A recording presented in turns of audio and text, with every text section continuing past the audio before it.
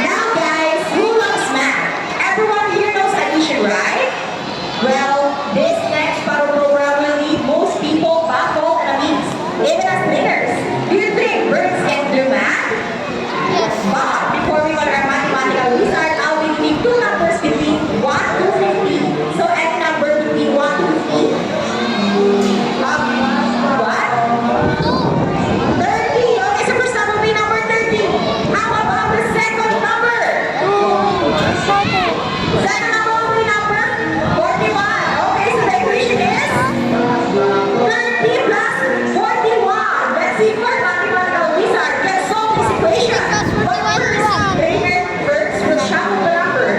The equation is 30 plus 41.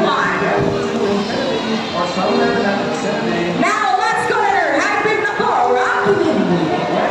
Okay, so trainer John is round ready. Go Rocky, solve the equation for us. 30 plus 41. And Rocky gets the first number. Correct.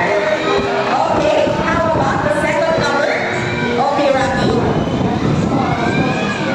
And Rocky,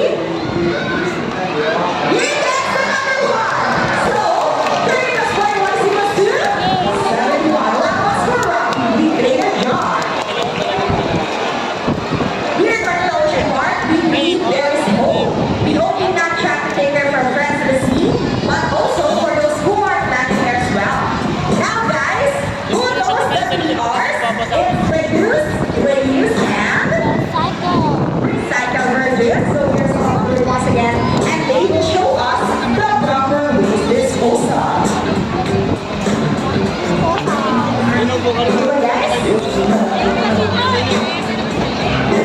Kaya sobrang sipag ni Rocky nag-recycle.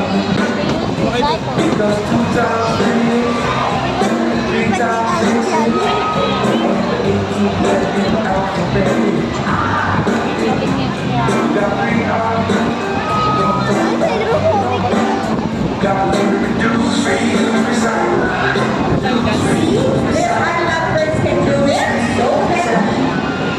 Ladies and gentlemen, we hope you all enjoy our show. Are the birds spectacular?